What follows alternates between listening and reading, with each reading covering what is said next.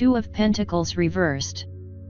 The Two of Pentacles Reversed can indicate that you have a lot that you are trying to juggle, and can be a signal that you may need a break.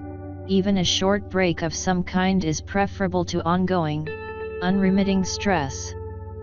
General, if you are feeling like it's all too much, and that you just can't deal with all the things on your plate, it's important to pay attention to those feelings. Get help if you need it, as we are all in this life together, or give yourself at least a short bit of breathing space.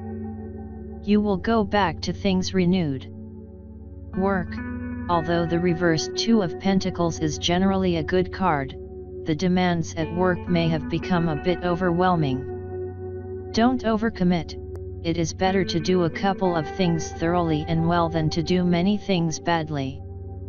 If possible, consider some time off. If looking for work, focus. Solicit companies which are well suited to your background, rather than just applying to everything at random. Love. The Two of Pentacles in reverse carries many of the same concerns in a love context as it does upright.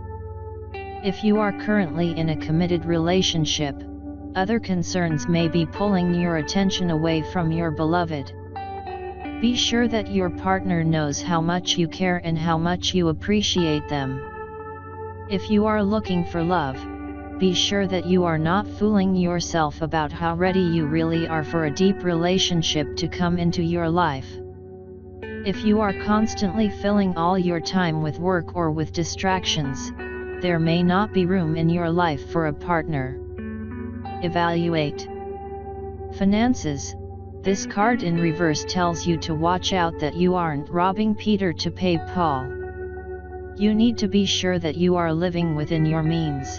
And to do that, you have to know what your incomings and outgoings actually are. If you need help getting to the bottom line on this, ask for it. You cannot afford to ignore your finances and assume everything will be fine. Health. If you can find your joy at the wonders of what your body is capable of, you will find that your health increases greatly, as you will naturally begin to give your body more of the exercise it needs. Be sure that you have enough time in your life to think about and act on health needs. No one who works constantly every hour of every day can be in balance.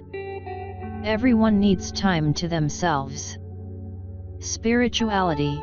The reversed Two of Pentacles points to you being under pressure, perhaps too much pressure. Take the time to feed your spirit. No one will hand you the time, you just have to carve it out. Every bit of spiritual learning and expansion benefits you. You have joy in your heart, down deep. Get in touch with it, and share it, no matter how burdened with responsibility you may be feeling right now. Tarot history. The history of the tarot is shrouded in mystery. Very little in the way of concrete information is known about its origin, although many things have been written about it. We will probably never know the truth, as fact and fiction seem to be irrevocably mixed nowadays. The tarot originated in northern Italy in the early 15th century, sometime between 1420 to 1440. Despite the fact that it is often attributed to originating from China, Egypt, India, or Morocco, to name just a few, there is absolutely no evidence that this is the case. Nor, as is often quoted, is there any evidence whatsoever that the tarot was brought to Europe by the Romanis. The name tarot is often attributed to being Egyptian, Hebrew, or Latin. This is not the case. The earliest names are all Italian in origin. The cards were originally called carte de triomphe. Around 1530 the word tarocchi began to be used to differentiate them from a new game of triumphs that was in vogue at the time. The etymology of this new word is unknown. The German variant was known as tarot and the French tarot. The symbolism for the tarot is drawn from the culture of medieval and Renaissance Europe. The tarot subjects are distinctive to European Christendom. The symbolism does not come from Egypt or any of the other exotic locales often mentioned. It is often stated that modern-day playing cards evolved from the tarot. This is not the case. Modern-day playing cards came to Europe courtesy of Islam. They were an adaptation of the Islamic Mamluk cards. They appeared quite suddenly in many different European cities between 1375 and 1378. These early cards had suits of cups, swords, coins, and polo sticks, and courts consisting of a king and 2 male underlings. The tarot adds the Fool, the trumps, and a set of queens to this system. Sometime before 1480, the French introduced cards with the now familiar suits of hearts, clubs, spades, and diamonds. The Joker is not original to either the early form of modern-day cards, or to the tarot, but instead originated in the USA around 1857 and was used as a wild card in poker as well as the highest trump in euchre.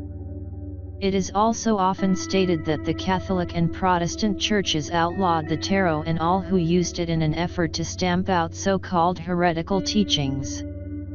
This is not the case. The Inquisition documented what the Church considered as evidence of heresy in great detail. The tarot was not even mentioned. After the Reformation, less controversial images for the Pope and Papess were substituted by card makers as the Church had objected to the original images. It is often said that the tarot was not used as a divination tool prior to 1781. The tarot was used as early as the 16th century to compose poems describing personality characteristics. There is historical evidence that in one case at least these verses were presented as relating to the person's fate. In other words, divination. Divinatory meanings were assigned to the tarot in Bologna in the early 1700s, and this is the first unambiguous evidence of tarot divination. Ordinary playing cards were connected with divination as early as 1487.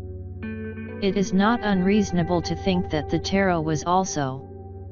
The tarot has often been attributed with being a pillar of Western esoterica occultism. This is certainly not the case. The first occult writers to discuss the tarot were Court de Gabellin and the Comte de Melot in 1781. The tarot was not mentioned in any occult work for the first 350 years of its existence. The terms Major Arcana, Minor Arcana, High Priestess, and Hierophant are anachronistic when referring to the older tarot decks. The historically appropriate terms are the Trumps and the Fool, the suit cards, Papess or Popess, and Pope. Likewise, Pentacles and Wands are relatively recent substitutions for the traditional suit names of coins and staves or batons. The original Italian titles of the cards were in some cases different from the later French titles that have become familiar to us through the Tarot de Marseille and its descendants. Also, the ordering of the trumps varied considerably in Italy where the cards originated. It is not known which ordering is the earliest one. Even the number of cards in the deck varied a great deal. So care should be used in making statements about the original meaning of the cards based on the familiar titles and ordering. Many believe that the Waite-Smith Tarot is the original, standard, or most authentic tarot deck in existence. This is absolutely untrue. The Waite-Smith/Rider-Waite deck was created in 1909. Not even 100 years ago, making it a relative newcomer in the almost 600-year history of the tarot. There is actually no definitive version of the tarot.